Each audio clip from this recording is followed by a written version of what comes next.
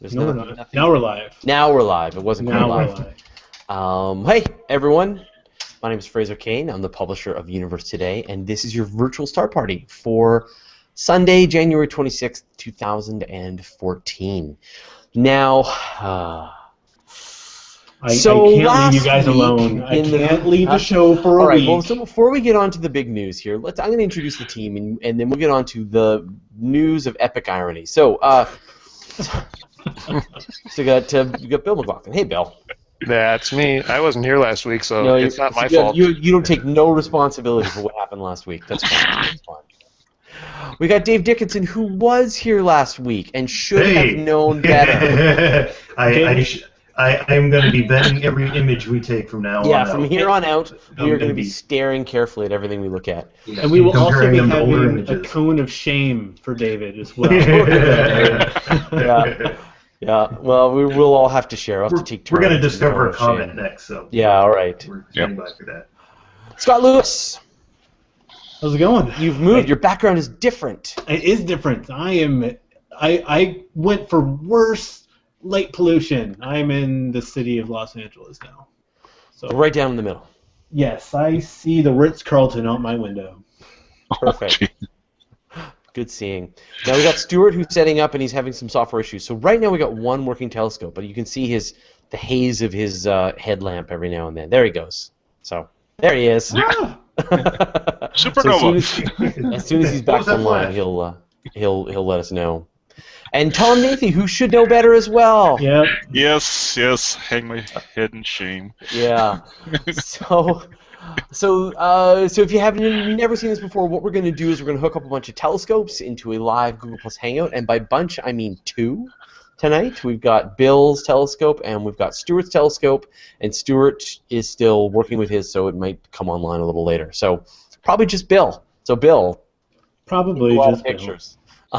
We're working on it. Yeah, we're going to be moving through that pretty quickly. So, yeah, and so you can interact with us if you want. So you can use the Q&A app, which I have enabled for this Hangout. So you should see it. It should say, like, we're taking questions from the audience, and it's available in anywhere you're watching this on YouTube. So, for example, Angel Roland has asked, I would like to know which telescope did each of you start with? Bill, what was your first telescope? Mine was a Ultima 8. Well, it depends on what you mean by first telescope. I guess when I was a kid, I had your standard garden variety department store 2.4-inch refractor that my parents bought me. But when I got to be an adult, or at least as much as I ever did, and my son got to be about 14. At that point in time, I bought an Ultima 8 so that we could both use it, which is a Celestron SCT. That's for you, Steve. Okay, David, what was your first telescope? I had a Jason 60mm refractor, again, the little department store refractor, is about $100. That was when I was a teenager. And this is the kind of thing you can see Saturn, you can see the moons of Jupiter, craters, and like the Orion Nebula and things like that. And probably the first semi-serious telescope that I've got is the 8-inch I'm actually still using, that Celestron C8 that I still use to this day that I got back in the 90s. I've had some other scopes come and go, but I really like that C8. It's portable. It's a good star party scope. It puts the eyepiece right down where kids can view through it, and it's just an all-around good scope. Scott, what's your first telescope? Twitter. No, sorry. Working here. I've never owned my own telescope. I've used others, and I have binoculars, because I am a nomad and I've lived many, many places, and moving cross country with a telescope is not a fun thing that you ever want to do. So when I get settled, I'll eventually buy my own, but I like using other people's, like through here and doing that, because it's heavy, clunky, and Thad's only a couple miles away from me. I'll go over to Thad's and look at it. Yeah, he's got like a 8-inch, 12-inch? Yeah, it's a big telescope. Yeah. Stuart, what was your first telescope? It's probably still muted. Yeah, he's still working. He's muted. There I am. Am I unmuted? Oh. Yep. Okay. I am still working, but I can't answer the question. I had an 8-inch Orion Dobsonian telescope that I bought for Oh, I think at the time was about $250, and I used that for a really long time, for about 10 years before I got my current scope. There you go. Tom, what was your first telescope? My very first scope as a kid was a little 90mm junk telescope that I promptly broke because it was made out of pot metal. But as an adult, when I finally decided I'm going to do astronomy again, I got a little 5-inch Celestron SCT, had that for several years, and then moved into an 8-inch, and finally now I have an 11-inch SCT.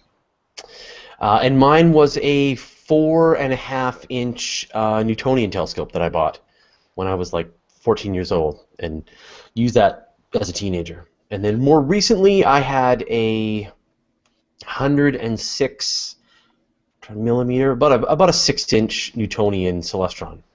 Next star, yeah. So I need a new telescope. It's time.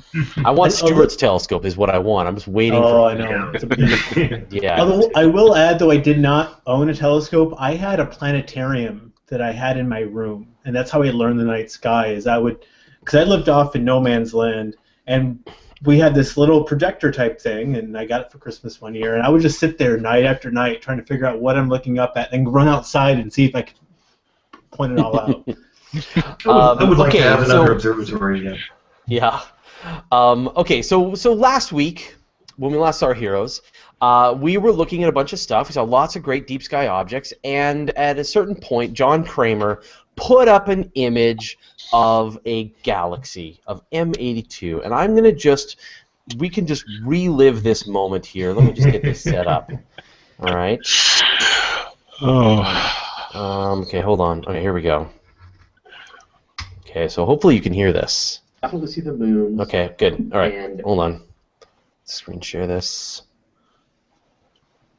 All right. Sorry about this, everyone, but Drum roll. it'll. Are you using your second machine and your preamp and everything? All right, here we go. on a nice night, you should be able to see the red spot if you know when it's coming by. We're talking about Jupiter. John, what have you got here? What is this, John? This is SCA 82.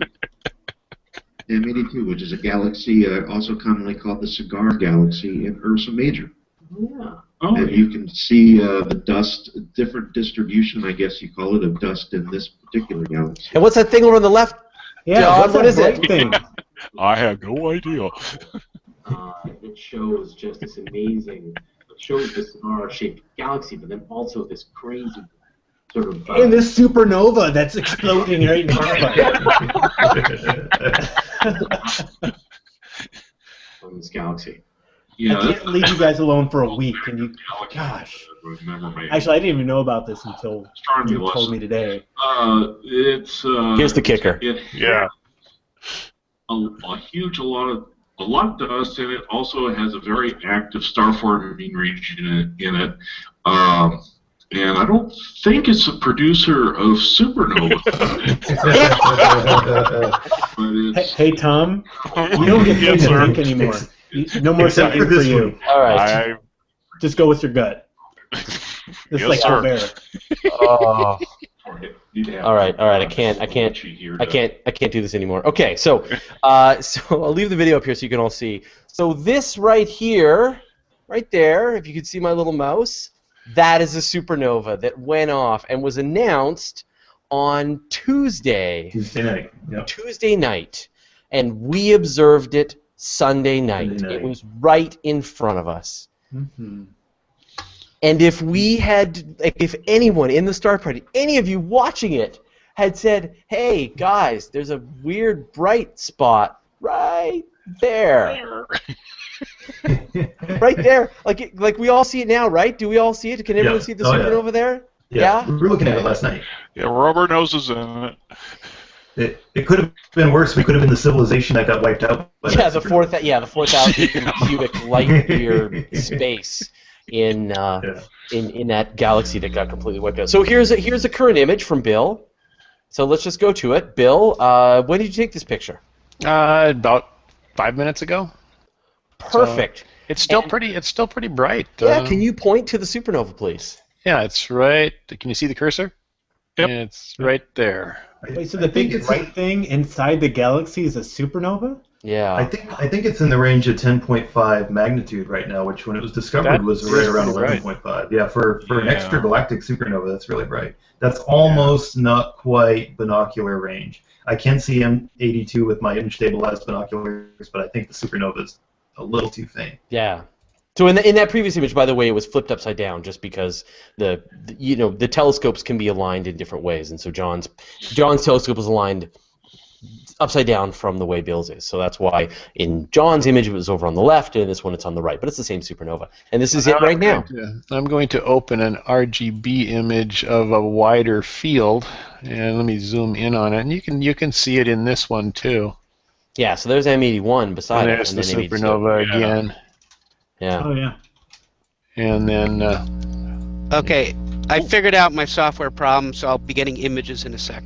Okay. It thought I had a guider connected, and it didn't. So. Yeah. Was it user error? User error. And so we're now a week late. But I think what's really funny about this story is that lots of other people like us came out of the woodwork, kind of going, "Oh, yeah, I see it in my picture," and that the people who actually did you write a story on the Discovery, David? Like. I did not. Bob King got to it first, so and that was the one day I decided to take off from writing is when this happened. It was on Wednesday, so I thought about jumping in and writing it, but then when I saw him in the back end that he was already putting one together, I was like, okay, somebody's got it. So yeah.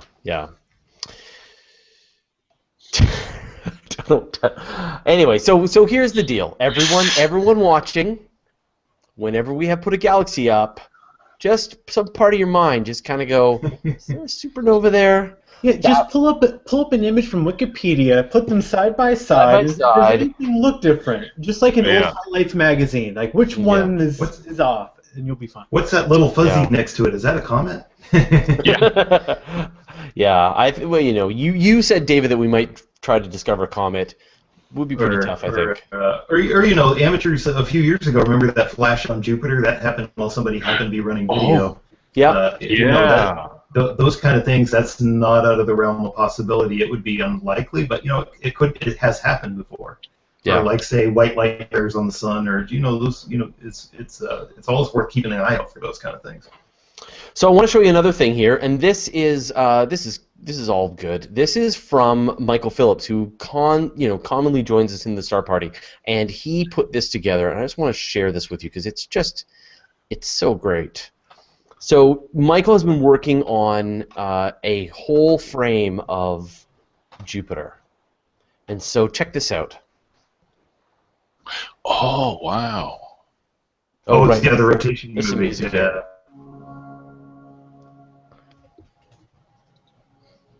And is that an impact at the top there? I don't know. I kind of scanned through it. It was kind of interesting, though. Yeah. Yeah. And when we wrote the article up, we actually compared this to the New Horizons rotation movie when New Horizons flew by Jupiter a few years ago. It stacks up pretty good against it. Yeah, it really does, doesn't it? As a kind of a flashback, I remember one of my friends that was an imager at that time, and at this time we were imaging with ST4s, which was like 192 by 165 pixels. There was just teeny tiny. He actually did a very quick animation of the Shoemaker-Levy impact as it rotated, which I thought was pretty cool for those days, which was, He's now, not only is Shoemaker-Levy deceased, so is my friend, but it was pretty cool at the time.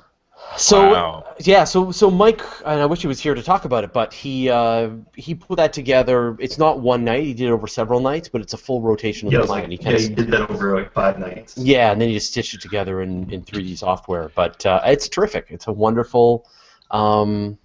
It's just a wonderful animation. So good job, Mike. That's one of the best things I've seen in the last 6 months. It's just fantastic. It feels like it's like the Hubble Space Telescope. It's amazing. So okay, well let's get on with some of the images that we've got lined up. So Bill, let's go with your first image here. Well, speaking of supernovas, yes, exactly, which is one of the reasons I put it up there. This is the Crab Nebula, a 3-minute grayscale image with a 1,000 millimeter telescope.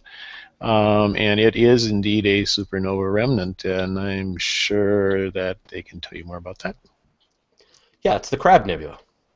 Yeah, it was spotted by Chinese astronomers in what year? 1054. 1054. 1066 was the Norman Conquest, I think. Yeah. That was Halley's Comet. Yeah, after that. So. What's great about this kind of object, though, is that we're seeing it in a fairly recent period. It's only been expanding in the sky for about the last 1,000 years, and so it's going to dissipate, over the next few thousand years. And so it's really just fortunate that we're seeing extremely recent. I mean, think about it. You have 14 billion years compared to 1,000 years. This is really, really recent. And so we get to see how these things expand out from that flash of light like we're seeing now at M82, something fairly close up, and watching it disperse out. They've made animations since they've been doing photography on this, like with the Palomar Sky Surveys, and you can see the changes even over just the past 50 years, how it's expanded. So that is kind of neat, that because you think most of these nebulae never really changed their appearance, but in the case of this one, that it's so recent that it is actually changing over the span of a human lifetime. You can see a little bit of change in it. Yeah. Okay, so Larry Groom says, so what you're saying is that you guys had a picture of the supernova before it had been officially announced. Any idea of when the star went supernova? So I think it went supernova, Saturday or Sunday morning? So I think I'd heard some other people had imaged him in 82 and went back from last weekend, and there was some other captures where people hadn't identified it, but they had captured it. So yeah. So we probably caught it within 24 hours of when it went off, and definitely a couple of days before it had been announced. But now, in retrospect, people are looking through their images, and lots of people caught the same supernova. So it was just a freak timing. Michael Jobin says, you just don't expect a supernova. That is exactly right. Bill, did you put something else up? Same thing, just a color image, kind of blurry color image, but it gives you an idea of the color on the Crab Nebula. It's where the first pulsar was discovered as well. Michael Jobin says, I did think that was a foreground star. It did get my attention. So there we go. Why don't you say something, Michael? Yeah, I see you commenting everywhere. All you had to do, Michael, was just say, wait a minute. It's funny. Like it's amazing, just the psychology, just like how we're all just no one caught it. You know who we are right now? We are the Nicole Gallucci's. I see it. I see it. Yeah, now I see it. I love you, Nicole. All right, Bill, what's this? I think that's M31, I think. No. No. I don't think so. It's M81? Next to M82? NGC 253. Sculptor Galaxy. That was my next guess. Oh, of course. Yes. With a lot of drift, unfortunately, in the image, and then I simultaneously got a color image of it. Let me bring that up. It was 253? Okay. Yeah. 253, yep. All right, where is it? That's amazing that it didn't make it as a messy object. It's pretty big. He missed a few things, and yet, some objects, like M1 made it on there. Well, what I love about it is that it was discovered by Herschel, but by Caroline Herschel. So it was in 17. So, and what I love about it, she's discovered so many things, and she's just doing a systematic comet hunt. She's looking for comets, and she found this instead. Which, hey, something happened to my color image, so I'll share another one. Default to something else. And Messier included things like the Pleiades, which was kind of odd, and yet he missed the double cluster, say, between Perseus and Cassiopeia, which it's a very strange just thinking of how he compiled his catalog. Yeah, and he has two duplicates, 101, 102, is it? Yeah, I think I do remember reading that before. That I think it's 102 actually. 102. It's a double star, or it was something that was in the catalog that was spurious, that didn't really. Yeah. Doesn't probably really match up was there. a comet at the time. Yeah. Eric Charlin is saying, hey Fraser, that's a first for the VSP. Discovering a supernova? Not discovering a supernova? I think we've not discovered a supernova, Yeah. so now, All the I think time. still discovering a supernova is something that we could really do for the VSP. Unless we're talking about NGC, was it 453? 253? I think we've had that before. I think we've had the Sculptor Galaxy before. Yeah, 256. Yeah, I think so. 253. You're right. Words, numbers. Okay, there's the color image. Oh, nice. Oh, nice. That's great. Oh, there we are. Yeah, that looks wonderful. You can really see, I mean, this you can really see the spiral structure, and you could see that the star-forming regions and just like all of this kind of swirling nebulosity around the core of the galaxy. This is a great picture. I'm checking the foreground stars against an image in Wikipedia. I got the other monitor going now. Yeah. Seems to me there was a supernova in 253, but it was a fair number of years ago. But since I've been doing astronomy, I think there was one.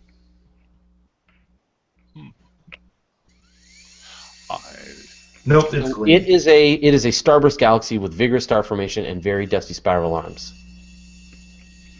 Not known for supernova production. Not known for supernova production. Well, it's a starburst galaxy. So it would be. Yeah. Yeah. None to see. Yeah. It's Yeah. clean. All right, I'm gonna go to Stuart's view because whoa, that's why. Well, he's got the. Yeah. Got the Orion Nebula. Yeah, this is the Orion. This is a 1 minute luminance exposure. I'm set up to do color, but I'm so far behind. I'm gonna skip it this week. So because I'm just gonna try to crank out some data here. But this is nice for a 1 minute exposure. It's you can see some of the detail in the kind of in the wispiness. Nice bowl That's shape, very too. cool. Yeah. Yeah, it's good. It's a Star Party favorite. We were looking at this at a public Star Party I was doing last night. It's one of the best nebula to see in the North American atmosphere. Actually, it sits right on the celestial equator, just about. I think it's a little below it.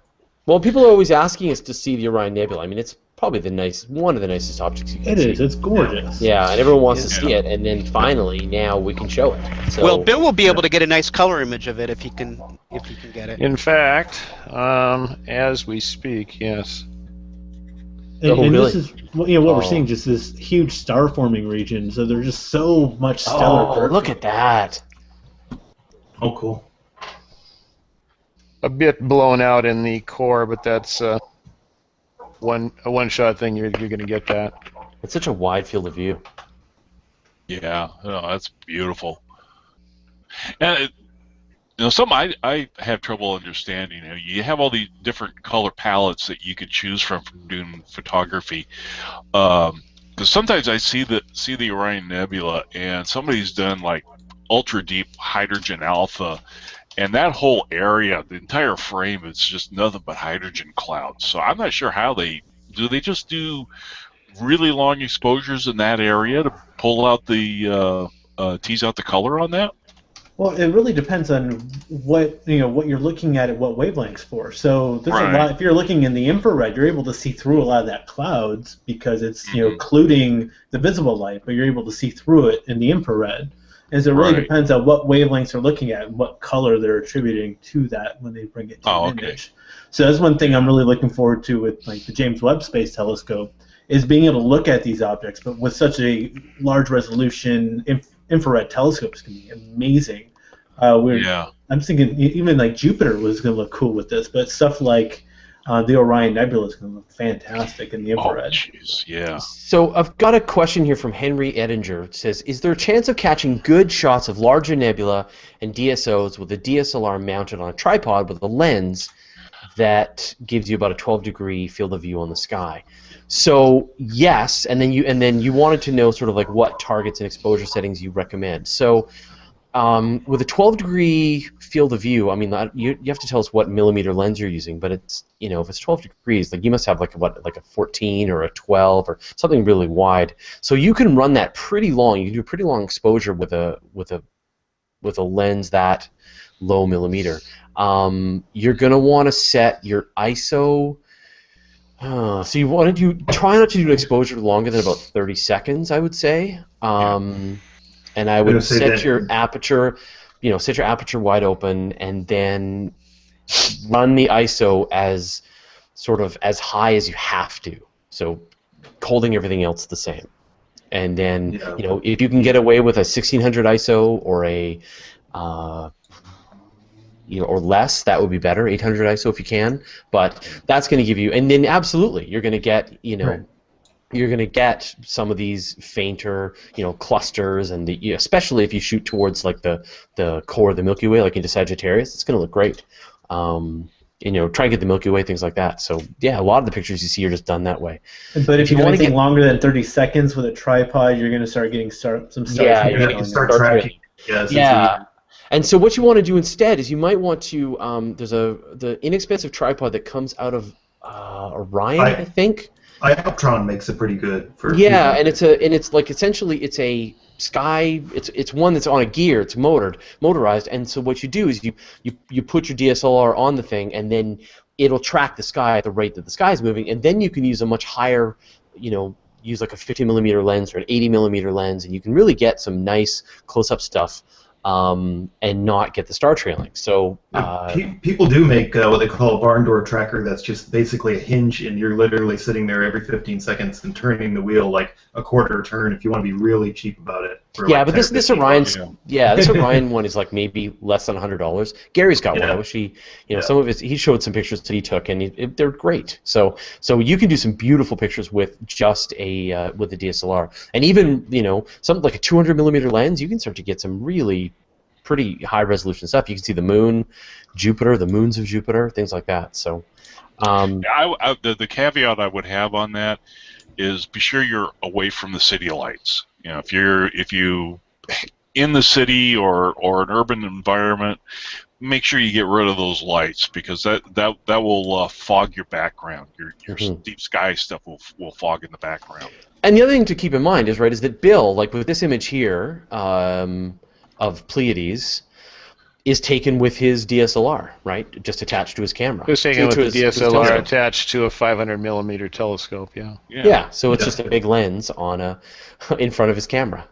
And so a lot of people... aren't all telescopes like that, really? That's exactly it. You're just using the telescope as a lens to your...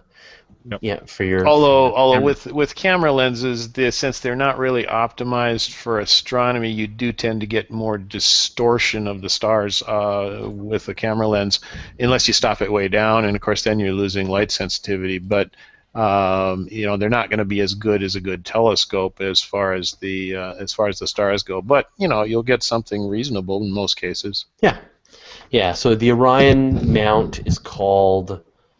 Well, it's in their Adventures in Astrophotography bundle, which is who put that up there? Jim put that up there. Jim Meeker put that in, and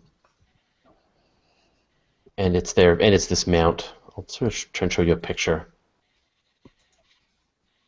Can I see a larger image here? All right, let me see. I'm going to try and share this. Oops. Do it. I'm working on it. Okay, here we go. Go. So this is it here. So that's the mount. There you go. Nice. Yeah. Interesting. And how much is that? Cheap, like under $100, I think. Mm-hmm. In this kit with a bunch of other stuff, it's like $150, I think. So yeah, no, it's a great way to go about it. Okay. Oh, okay. So it's an 85mm lens. And Stellarium says I have a 12-degree field of view. Okay, that makes sense. Yeah, 85mm. If it's if it's got like a 1.4 if you're like at a 1.4, that's pretty good, the aperture. But you're still going to do really quick images. With an 85mm, you're going to get star trailing within 10 seconds. So that's I would go to a 50 or even go wider. Like try and get your hands on like a 14, right? Yeah. Yeah, try. The Pleiades would be a really good thing to try, because they're big and they're nebulous. Just like that with a picture. Yeah.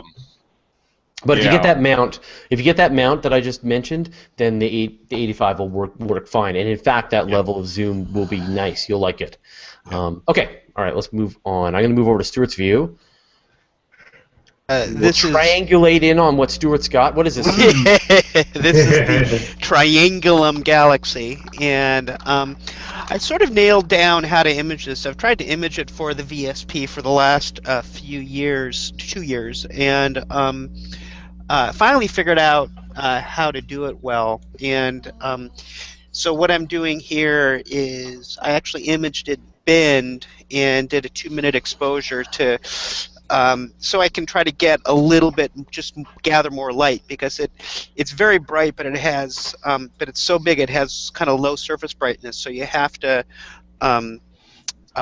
really kind of gather the light to get the flocculentness. Yeah. The flocculicity? Oh, it looks great. Flocculicity. I would say this is definitely the best version of the Triangulum Galaxy you've done. It looks terrific. Yeah, so this I'm pretty happy with. Yeah. Good nebulosity there. Yeah, and you know, again, it's just grayscale, but you know, one of these days when I'm not quite so far behind, I will get color for you, I promise. Because I figured out how to do it. Have you really? Excellent. Yeah, but it's one of these things where I have to download RGB and then align them and then color create and then stretch and then saturate. So it's you know, it's a. Oh well. Sounds like you can write a script for that. Yeah. Well, let's try a few tests and see how it looks. But I think that sounds great. But this is beautiful. So what's great about Triangulum? So there's 3 major galaxies in the local group of galaxies. There is Andromeda, there's the Triangulum Galaxy, and there's the Milky Way. And Andromeda's the big one. I'm not sure which is bigger, Milky Way or Triangulum. I think Andromeda's the biggest. Andromeda's the big one. Yeah, no, by far. Yeah. Then it's us, and then Triangulum, I think. Yeah. I know this one at the eyepiece. This one almost disappears at the eyepiece with the least little bit of light pollution. It's harder to find than you would think visually. Yeah, it's the 3rd largest, so it's after the Milky Way. Yeah, because I think it has around 40 billion stars in it. Yeah. Which is not a lot, especially compared to what we've got here. So. All right, I'm going to move over to Bill's new view. Oh, look at that. I don't know what this is. I see something. I see space objects. I see space objects. Stars. Yeah, I see stars. Yep. Yeah, I don't know what that is. What is it, Bill? Good question.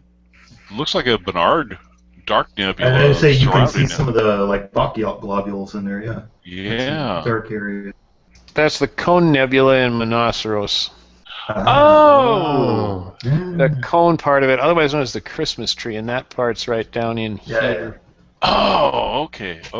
Yeah, I'm not used to seeing such a wide view of that. Yeah, and that actually came out better than I thought it would for a color image, quick color image.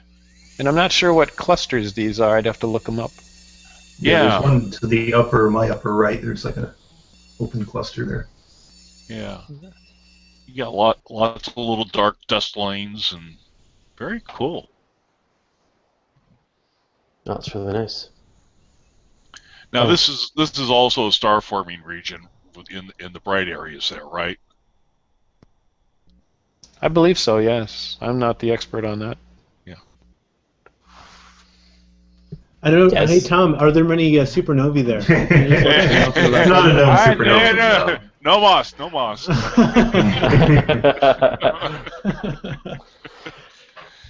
So this was actually discovered by William Herschel. So we have the Herschels all up in this VSP tonight. Pretty much. Well, he had the largest telescope of his time, so he kind of had he could see things that nobody else could see for a good amount of time. So Jonathan Kelly asked a question that is completely out of our normal realm, which is, which do you think will happen first? A corporate entity puts a person on Mars, or a governmental body puts a person on Mars? Private enterprise. Elon Musk. I don't know. I'd say collaboration. I'm going to say collaboration. But I think they're going to be put there by corporations. They're going to be the ones with the equipment there, but it's going to be funded by a government or a group of governments. It'll be a government rocket and a corporate crew. It will be Elon Musk's team. Yeah. Yeah. He has that guy has built a rocket company for this purpose. Oh yes, I mean, Yeah. you and I were just there a few months ago, and it was freaking amazing. Yeah, oh. And everyone's walking around and like, we are going to Mars. Yeah, that's why they're there. They know that's why they're doing this stuff. But the thing is, they're actually all robots, so it's not really people going to Mars if they're sending a robot. We are going to Mars. And they really are. They are so pumped for that purpose. Yeah. I think they are going to Mars. They are going to be the vessel to get it there, but I think it's going to be funded by governments.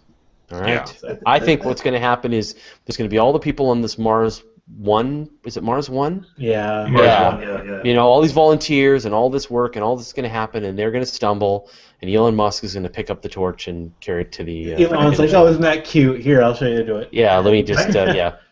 I would like to see us be able to put a self-sustaining colony somewhere like Antarctica or something first, just to prove we could do it. You know, somewhere a little less, because we can't even do that right now. Or like the International Space Station, that still needs resupply right now. So Michael Jobin asks, so why do we think that our galaxy is not headed for Andromeda? Ours is half as big. It is. Absolutely. We are the one crashing. We are the one being sucked into Andromeda.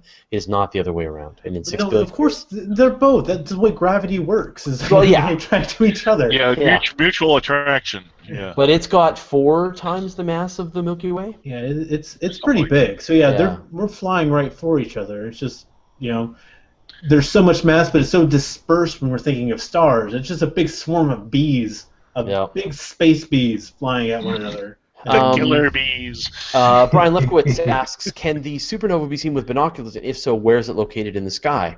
You can see it in binoculars now, can't you, David? Like just barely? No, it's not quite. I usually consider for a good dark sky that 10th magnitude is the binocular cutoffs. It's a little below that, like 10.5. But you could see it with a moderate-sized telescope. We saw it last night with a 12-inch out of the Starkey Park, 12-inch Dobsonian Newtonian reflector last night. It's in M82, which is in Ursa Major. So. Yeah. So it's like just below the handle on Ursa Major, right? No, it's off the end of the bowl of the Dipper, kind of in a way. Right. Okay. You're thinking of M51. M51's off the handle. Yeah.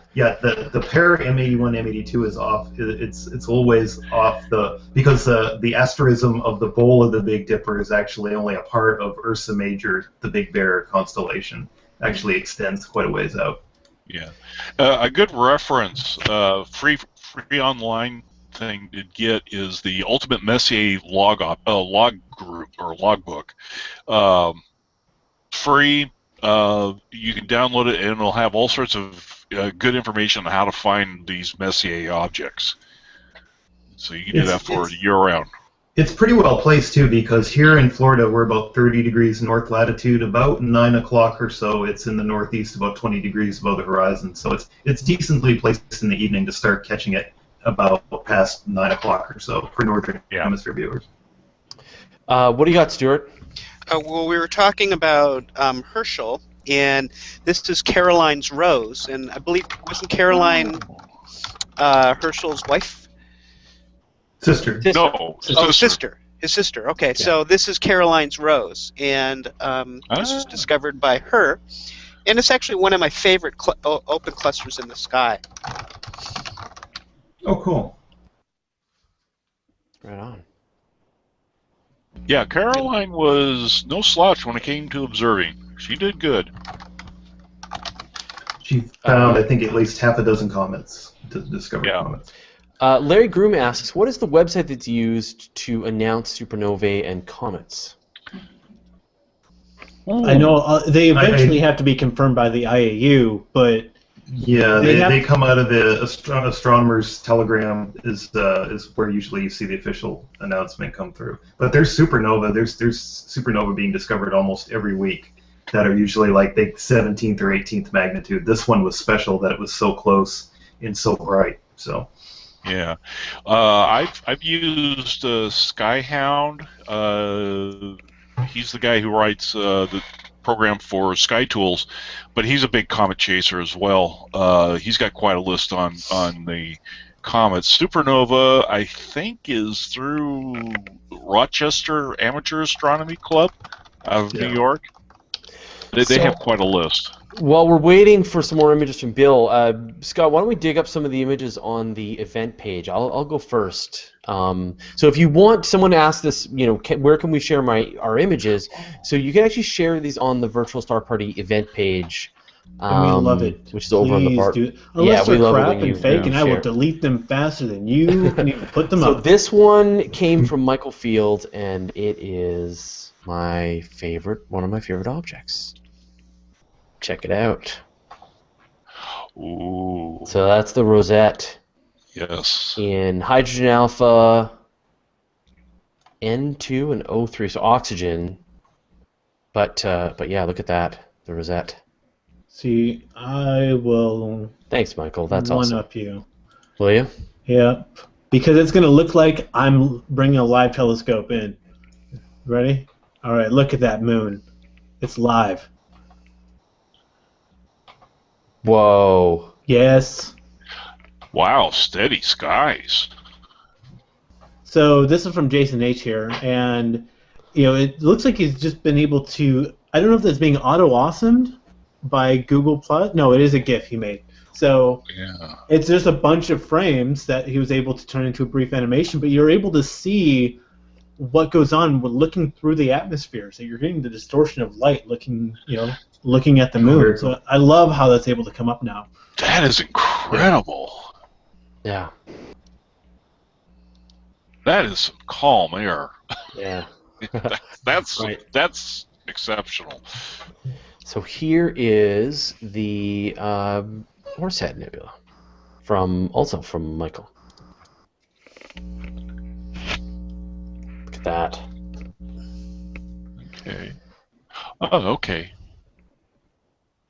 Yeah, the Horsehead is so hard to image. so the Flame Nebula off there to the left is just superbly easy to do, but getting the Horsehead itself, boy, I've tried numerous times and just keep failing miserably. Yeah. When you're looking at this area visually, you don't really see much of anything. So. Well, it's funny. So when we first started the virtual star parties, about 2 years ago now? 2 years ago. 2 years ago. Yeah. And we were we'd done some first rough things of the moon and Jupiter, and we couldn't believe that it was happening. And then Gary reached out to me and he said, I'd like to help out. Tell me if what I'm doing is good enough. And so we went into a hangout with Gary, and he was showing us the Horsehead Nebula and the Orion Nebula and Andromeda, and we couldn't believe the detail. And then I just knew at that point that everything was possible. Everything was on the table, and it's just gotten better and better. And so the Horsehead Nebula, for me, I thought maybe if we took years and really worked at it, we could figure out a way to get something like the Horsehead Nebula in the Virtual Star Party. But he had it right from day one, so it was amazing. All right, I'm going to go to Tom. Tom, what are you sharing? This is what I took last night. This is M82, my favorite galaxy now, and so that's too late. Yeah, too late. Have this little bright dot inside the galaxy. But what I like is the glow, the orange glow in the center of the galaxy. That just came out really neat. But also to show you that there is a problem with my camera. I'm using a DSLR on this. See these red streaks on here? Got some hot pixels there. Yeah, those are hot pixels, and also the telescope is slightly misaligned. That's why they're aligned. So I have 35 what I like the most about that, Tom? That image right there is there's this supernova going on in the galaxy. Yeah. You should be aware of that. Okay, yeah, rub it in. All right, I'm going to go to Bill's view. Bill, what do we got? I'm up. And this is Thor's helmet. Oh, yeah. And I've got some drift. This is I've got a color image here in a second, but yeah, it's Thor's helmet. I guess this part must be the helmet, and this part must be the little wing things that the Scandinavians put on their helmets, I guess. Brian Lefkowitz wonders, is there a prize for discovering a supernova other than, discovering a supernova? No, there isn't. And you don't even get it named after you. Don't get it named. That's only comets. Yeah, only comets. And the occasional asteroid. Oh, that looks great. Yeah, you can name asteroids. If you discover an asteroid, you can propose the name of the asteroid. to the International Astronomical Union, and they'll consider the name. Consider it. Yeah. Hopefully, if you discover a comet, it's not the extinction level event coming to wipe us all out. Yeah. And if so, otherwise it's got your name on it. Cain. What would it be? Would it be Comet Virtual Star Party? It's a planet. Well, we're saying they name them after surveys like Pan-STARRS and Linear, Yeah. so I don't know why if we discovered Yeah. one, it wouldn't be Comet Virtual Star Party. I think so. That would be awesome. I'm watching. They don't decide to Talk kill about the messenger. Marketing. That would be the. All right, so next time when you guys have some free time and I have some free time, I'm just gonna go on air and all right, look for comments, boys. For comments, let's go. I'm gonna get some beers, just sit here and talk. let's Can see. you Is guys that a look comment? for comments? No. Is that a comment? No. We were talking before the show. Comet Hale-Bopp, at least one of the discoverers that found it, he was actually looking at nebula. I think it was M8. I think he was looking at Lagoon Nebula when he saw this little fuzzy patch next to it, and he just happened to have the presence of mind to say, "Hey, there's a comet there." That's fantastic. Well, it was the same thing with Shoemaker-Levy. You know, they imaged. They knew the comet was there, but they imaged it, and all of a sudden, after it passed Jupiter, and it broke up, and it was like, oh. Yeah. Okay. So Thor's helmet. What kind of nebula is this? Nobody knows. You know, I'm not really sure.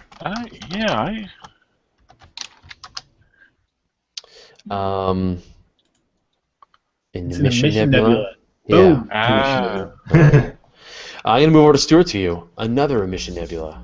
This is actually a combination emission and reflection nebula. This is the Flaming Star Nebula, IC405, and I really like this particular image. This is another image that's sort of difficult to do. It's rather dim for a VSP, but again, I use the binning 2-minute technique and stretched it, crunched it, noise reduced it, and it's actually pretty good for this. We can reduce your noise, Stuart? Yeah. Stretch it, reduce it. Let's see if we got any more questions here. Strut out, put it out. Sterling Gothrop notes that then Bruce Willis would have to destroy our comet named after us, and that would be There you something. go. So, yeah. No. Oh. Steve Buscemi or nothing. Yeah. Buscemi's got it. Yeah. It would be worth it. It would be worth it. Here's another image from the event page. This is from James McGee. James was here last week. Oh, nice work, James.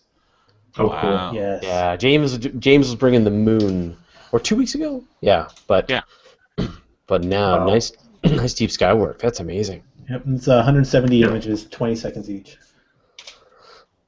Really? Wow. Yeah, it's insane. It Great looks like a job. painting. Yeah. Yeah, it does. And he's using this is a 6-inch telescope that he's doing this with, and with a Canon 6D. I'm trying to think what a 6D would cost. Well, here, since he's got some really good resolution here, so I can definitely zoom in here. Yeah. Yeah, 6D I think is it like around $800? Because the 60D is $1,200. Yeah, and then the 5D, the numbers don't make any sense. But I mean, you know, with a T3, even like a T2, a T1, I think Stuart for the longest time was using like a T2, I think, or a T3. A T1, yeah. T1, yeah, okay. And you can Yeah. pick one of those up for a couple $100 now. Yeah, it's just a body, and yeah, they're cheap used. Yeah. Hey, the rosette from Bill. Yet again, yes. Ooh, very cool. But you can really see the difference that I showed you before, the hydrogen alpha view, and then this is the visible light view. It's very faint in visible light. Well, yeah, because it's mainly a H2 region, so which is why it's looking very pink and reddish. I love the tendrils that you can see inside there. The these gas black, clouds. these sort of black very cool. lines in there, and then all this. It's like it's got a star cluster in the middle of it. Yeah, It's definitely. gonna eat your soul. Man, Michael's just been sharing all kinds of great pictures on the event page. Thanks, Michael. Here's his Crab Nebula. Somebody's slowing. I can hear it. Stuart? Yeah. What? Stu? Sorry. Here, What? drive. What? No, So here's Michael Field's it's cool. Crab Nebula in the event room, which is just beautiful. Look at that. There we go.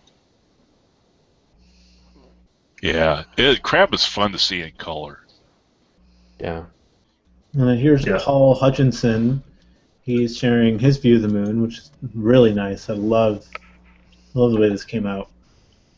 Ooh. Just the contrast of class. Yeah.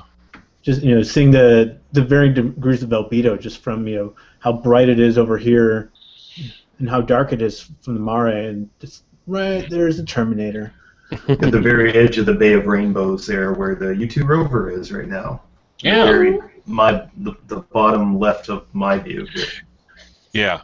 Yeah, this is one of my favorite areas of the moon because I really love the Alpine Valley. It's that vertical gash to the right of They don't Plato. have trees on the moon, Tom.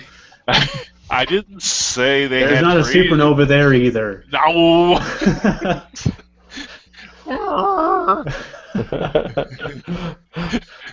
It's a great picture of the moon. I love it. But I Thank you still so like much, still like the Alpine Valley. That's a beautiful sight. Very cool. No, thanks a lot, Paul, for that. That's great. I'm really thanking Paul Stewart, but he's silent today, so bye, Paul Stewart. You're no longer my favorite Paul. Russell Bateman says primordial black holes scare me more than comets. No way to stop them, and they can cut through the Earth like tissue paper. Yeah. Well, the last time that happened... Oh, wait. No. Okay. Yeah. Comets are much more... The universe is trying to kill us all. There's so many ways to do it, so just... Comets are much more prevalent in our local solar neighborhood than black holes. We would see some kind of gravitational influence if there was a really big black hole nearby. Yeah. Phil What are you Plate's trying to book say, on David? that is good. Yeah. I put on a little weight. You don't have to rub it in. No, you've built up all that muscle from moving. Yeah, I'm throwing out my back, so I'm gimping around. Yeah. Kelsey Drew wants to know, can you give us an idea of the size and distance from us? It seems impossible for me to get my mind around how large these things are. It depends on the thing. So we'll look at the Rosette the Crab Nebula for starters. So the Crab Nebula is, how big is it? It's about 11 light years across. So that's insane. 11 light years. Yeah. There, 11? What's 11? That's 11, I've decided. So to give an idea of what we're talking about, because even saying light year, trying to imagine this insane amount of distance, with the speed of light going from the sun to us is 8 minutes 20 seconds. So that's tiny amounts. When we talk about a light year, that's the amount of time that light, the amount of time it takes for light to move, or the distance of light for a year. So we said 11. It's 11. It's 11 light years across, and it's 6,500 light years away. Right. So, which is still tiny on a cosmic scale, but when it comes to us puny humans on this tiny little rock floating around a star, that's huge. But yeah, that's just trying to wrap your mind around the scale of the universe it hurts my brain. Yeah. Well, one analogy that I used was if you walked from San Francisco to New York City, you're gonna need new shoes. Yeah, you're going to need new shoes. You could do it in almost a year. So you could consider that a light year just by walking. So do that 10 more times, and then it gives you a feel for how far away the Crab Nebula is. The Rosette is 130 light years across, so it's about 10 times bigger than the Crab Nebula across, but it is 5,200 light years away. Yeah. So it's a little less. Light years. The Rosette? The Rosette is 130 light years across. Right, but it's about 5,000 light years. About 5,000 light years away. Yeah. So it's a little closer, and it's about 10 times bigger, and so it is actually a lot bigger in the sky, right, than the Crab Nebula is. The Horsehead Nebula here that Stuart is showing us. Yes, this is a. I framed it badly, but I didn't want to bother retaking it. It's this is 3 minutes at 2x2 bin and luminance exposure, and it's you can at least make it out. I'll zoom in on the horse part of it. And so it's about 1,500 light years away. So it's about a third the distance that the Rosette Nebula was. Yeah, it's a lot closer. On M42. Yeah, it's right up the but it's belt also of a lot Orion. smaller. Yeah. You know, it's probably only a couple of light years across. Yeah. And the reason why it's bent, and Scott could probably explain this better. You know, the horse head shape. You got light pressure coming from stars from, I guess it would be up to the right there. It's actually bending the dust cloud there. It's physically just laying it over like that, and over a period of time, that's slowly being eroded away, just much like a stream of water on some mud. That and space ponies is the big Space reason ponies, behind yes. Rosette Nebula. Space Yeah. ponies. Yeah. But yeah, there's so much that's going on out there when you're seeing these clouds of gas and you're dealing with any of the radiation and everything that's going on. It's going to be molding and melding, and it's just so dynamic when you're looking at these different bodies out there. Well, whenever we get around to seeing the pillars of creation in the Eagle Nebula, we always note that probably those pillars have actually been destroyed. They're gone because right. of a supernova. Yeah. We're back to Triangulum. Yeah, and I was gonna say M33. Yep, back to Triangulum colors. Nice. I don't see a supernova. Are we all looking for a supernova? It's already been vetted earlier I'm on. looking for Right. Okay. Unless it went off in like the last 20 minutes. That would be fast. A really quick discovery, yeah. Yeah. That's great. All right. Well, I think we need to wrap this thing up. We're at an hour, Yeah. so I'm gonna shut this down. So we'll go back to Stuart's last view.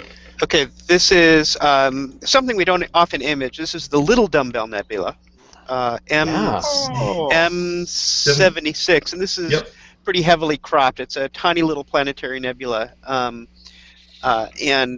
it has color in it, which I couldn't get, obviously, but you can at least see that it's sort of the blobbiness does have kind of the dumbbell look to it, if you see here. Nice work. It's a TIE fighter. Yeah, it's a TIE fighter. The TIE fighter, that's good. The TIE The fighter. TIE Fighter Nebula. There we go. It's in Make it. Cassiopeia, Internet, I think, make that stick. meme. I have Right. redeemed myself. Yeah. Not really. No, Okay. it doesn't compare No, I to still discovering need a to do penance. Okay. Yeah. Yeah. All right. Cool. Okay. Well, we should start to. Well, so Stuart and Bill. So thanks to both of you guys for You guys are keeping rock up stars. keeping up the pace on all of these images. I'm gonna go back because I mean we had just the two of you going. Normally we have 6 people or more telescopes, and tonight we just had the 2 of you. So we really appreciate it. You guys were really rocking it. So Thank you. so Everything much. worked at least. Yeah, it worked like a charm. It was great. I wasn't sure. Like I almost pulled the plug on tonight's virtual star party, but My heart rate has come down after my initial software problem. So I think we'll keep Bill around Let's go. and Stuart. Yeah. We'll keep you guys. yeah. All right. Yeah. Well, and they weren't part of the supernova incident. Yeah, So that's true. yeah. Yeah, I was It's not watching their a football fault. game. I don't know what your excuse was. Yeah. Yeah. You would have seen it.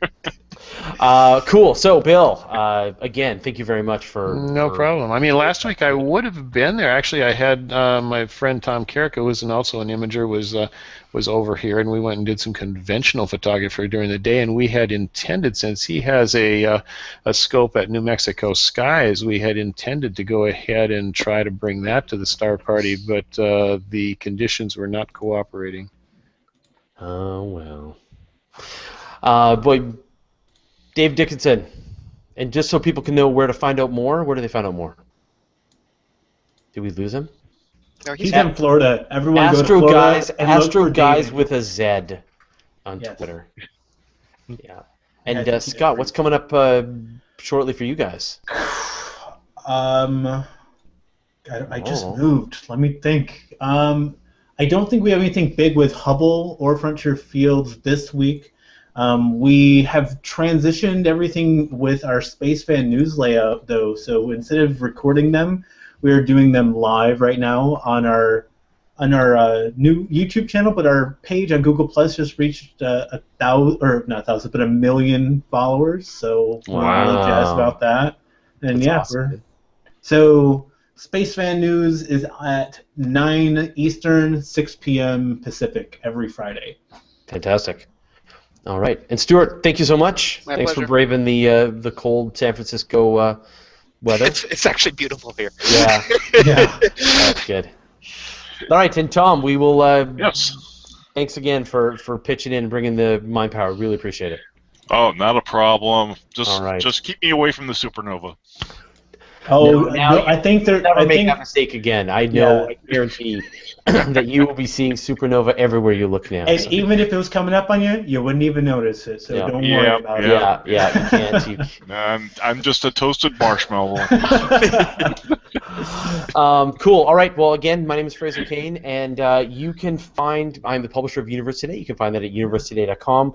We're posting lots and lots of cool space videos to the Universe Today channel, so you can check that out on YouTube. And we've also started to put this stuff on iTunes. So iTunes, right. if you don't like to go to YouTube and you want to just have this stuff downloaded and show up on your portable device, either audio or video, you can do that. We've put all of our explainer videos, and next up we're going to put all of the virtual star parties and the space hangouts and all that stuff. It's all just going to show up on your portable device. So if you much prefer to just listen to, I don't know why you would want to listen to the virtual I star don't party. know That either. would be very I strange to think me. Isn't But 365 Days of Astronomy ripping the audio from our shows? So they they put on the Weekly Space Hangout. The only place that you can get the audio for the Weekly Space Hangout is on AC365. Right. Yeah. So Okay, I was just making but sure. there's 'cause I had no place requests. you can get the video. I request when I was producing that for a while. Oh, put it on the virtual star party. Like, it's a bunch of nerds talking about what they're seeing, and you can't see it. You can't see it. I know. But Imagine if you will. imagine if you will. Yeah. I just want to give a shout out to Shahrin in Malaysia, who's watching, but he's fighting Hey, a volcano, so he couldn't join. You could have brought pictures of the volcano, Shaw. Yeah. Good lord. Oh, and I guess to wrap this up too, we are also on Facebook for the Virtual Star Party and on Twitter, _VSP. So give us a like on Facebook. Also follow us on Twitter. And so if you have any pictures that you take, please make sure that they're ones that you've taken. Give us the info for it. What did you use to do it? And post them up on our wall and send us tweets at it, and also on Google+. And we would we're love to always be able to looking feature them. for more people to join us. So if you Yes. are an astronomer and you want to take a crack at this, and you think you can produce some images live, join us. We'd love to have more people join us. And Can you spot a supernova in an image? Then we're looking for you. All right, I'm going to shut this down. So, hey, thanks everyone for watching. Thanks everyone for joining us. I really appreciate it, and we'll see you all next week. Okay. Bye, everyone. Galaxy in Ursa Major. Yeah. Oh, And you can see the dust, different distribution, I guess you call it, of dust in this particular galaxy. And what's that thing over on the left? Yeah, John, what is it? bright thing? I have no idea. It shows just this amazing. It shows this star-shaped galaxy, but then also this crazy sort of. And this supernova that's exploding right in front of us. From this galaxy. yeah. I can't leave you guys alone for a week. And you, gosh. Remember me. Actually, I didn't even know about this until Astronomy you told lesson. me today. It's. Here's the kicker. It Yeah. a lot of dust, and it also has a very active star forming region in it. And I don't think it's a producer of supernova. But it's, Hey, Tom, you don't get paid Yes, to sir. think anymore. No more Except thinking for for this you. one. All right. I Just go with your gut. Just Yes, like sir. Albert. Oh. you'd have All right. I can't do this anymore. Okay, so I'll leave the video up here so you can all see. So this right here, right there, if you could see my little mouse, that is a supernova that went off and was announced on Tuesday Tuesday night. Yep. night, and we observed it Sunday night. It was right in front of us. Mm-hmm. And if we had, if anyone in the Star Party, any of you watching it, had said, "Hey guys, there's a weird bright spot right there," right there, like we all see it now, right? Do we all see it? Can everyone see the supernova there? Yeah, we were looking at it last night. Yeah, rubber noses in it. It could have been worse. We could have been the civilization that got wiped out. Yeah, the 4,000 cubic light year space in that galaxy that got completely wiped out. So here's a current image from Bill. So let's just go to it. Bill, when did you take this picture? About 5 minutes ago. Perfect. So it's still pretty bright. Yeah. Can you point to the supernova, please? Yeah, it's right. Can you see the cursor? Yep. It's right there. Wait, so the big bright thing inside the galaxy is a supernova? Yeah. I think it's in the range of 10.5 magnitude right now, which when it was discovered was right around 11.5. Yeah, for an extragalactic supernova, that's really bright. That's almost not quite binocular range. I can see M82 with my image-stabilized binoculars, but I think the supernova is a little too faint. Yeah. So in that previous image, by the way, it was flipped upside down just because the telescopes can be aligned in different ways, and so John's telescope was aligned upside down from the way Bill's is. So that's why in John's image it was over on the left, and in this one it's on the right. But it's the same supernova, and this is it right now. I'm going to open an RGB image of a wider field, and let me zoom in on it, and you can see it in this one too. Yeah. So there's M81 beside it, and and there's the then supernova again. Yeah. Oh yeah. And then. Okay, I figured out my software problem, so I'll be getting images in a sec. Okay. It thought I had a guider connected and it didn't. So. Yeah. Was it user error?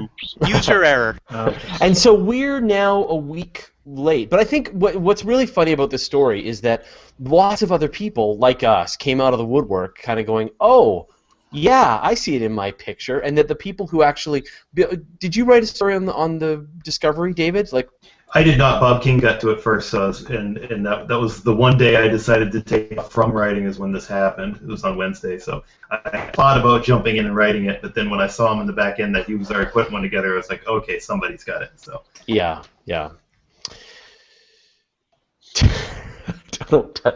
Anyway, so here's the deal. Everyone watching, whenever we have put a galaxy up, just some part of your mind just kind of go, "Is there a supernova there?" Yeah, just pull up an image from Wikipedia, put them side by side. Does anything look different? Just like an old Highlights magazine. Like, which one is off, and you'll be fine. What's that little fuzzy next to it? Is that a comet?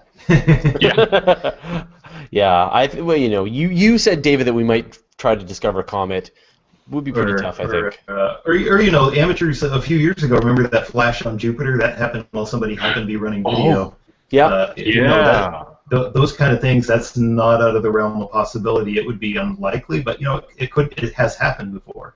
Yeah. Or like say white light pairs on the sun, or those. It's always worth keeping an eye out for those kind of things.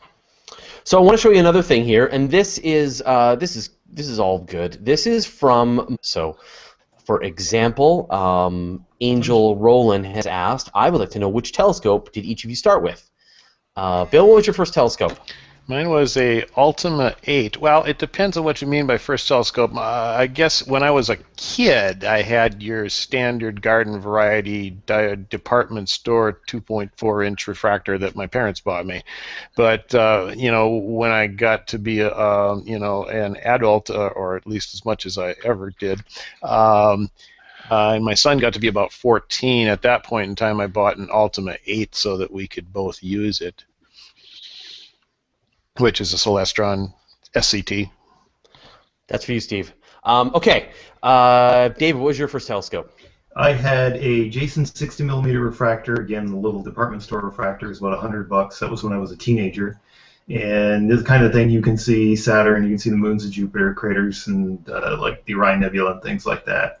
And probably the first semi-serious telescope that I've got is the 8-inch. I'm actually still using that Celestron C8 that I still use to this day that I got back in the 90s. I've had some other scopes come and go, but I really like that C8. It's portable. It's a good Star Party scope. It puts the eyepiece right down where kids can view through it, and it's just an all-around good scope.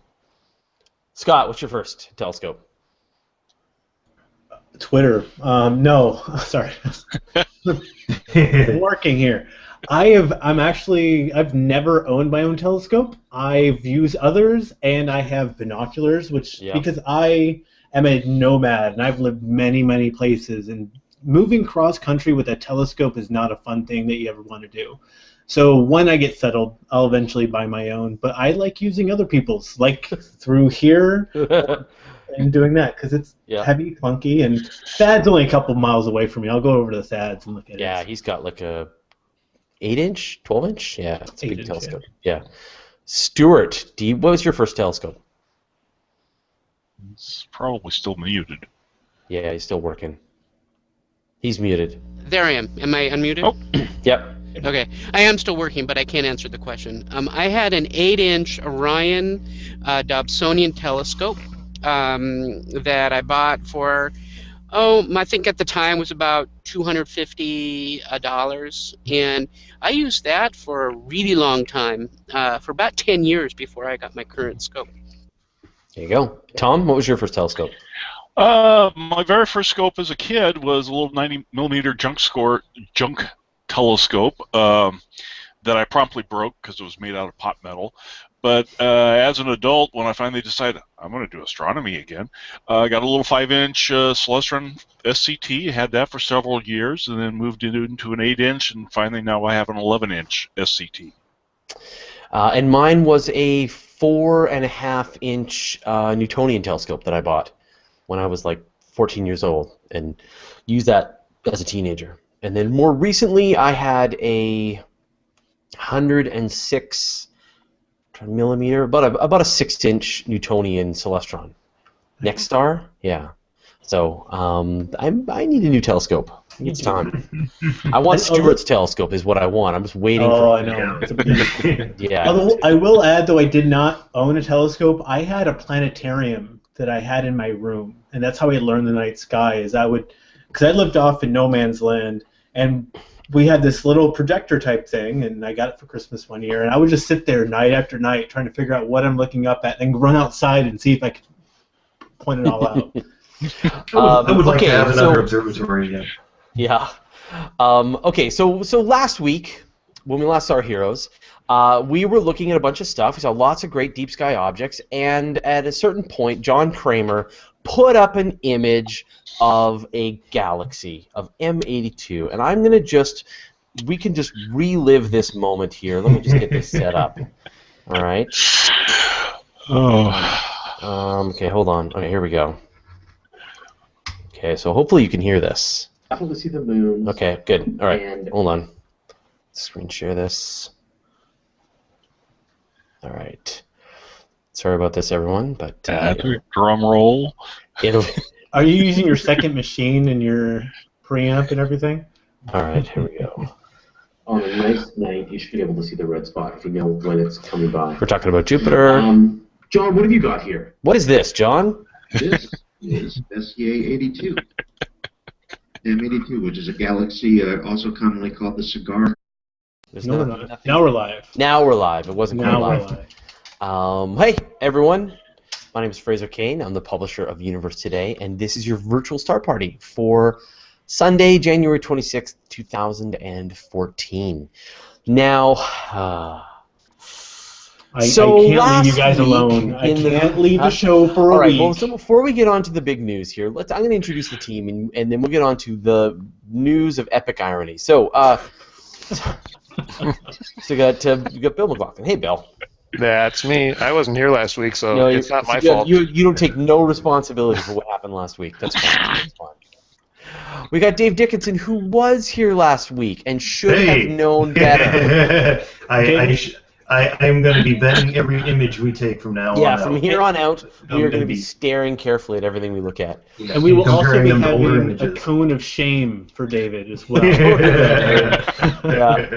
Yeah, well, we will all have to share. We'll have to take turns. We're going to discover a comet next, so yeah, all right. We're standing by for that. Scott Lewis. How's it going? You've moved. Your background is different. It is different. I went for worse light pollution. I'm in the city of Los Angeles now. So right down in the middle. Yes, I see the Ritz-Carlton out my window. Perfect. Good seeing. Now we got Stuart who's setting up and he's having some software issues. So right now we got one working telescope, but you can see the haze of his headlamp every now and then. There he goes. So there he is. Supernova. So as soon as he's back online, he'll let us know. And Tom Nathe, who should know better as well. Yep. Yes. Hang my head in shame. Yeah.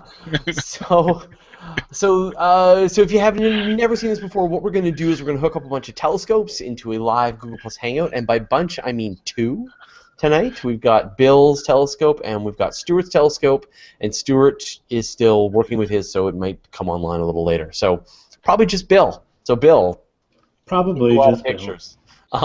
We're working on it. Yeah, we're going to be moving through that pretty quickly. So, yeah, and so you can interact with us if you want. So you can use the Q&A app, which I have enabled for this Hangout. So you should see it. It should say, like, we're taking questions from the audience, and it's available in anywhere you're watching this on YouTube.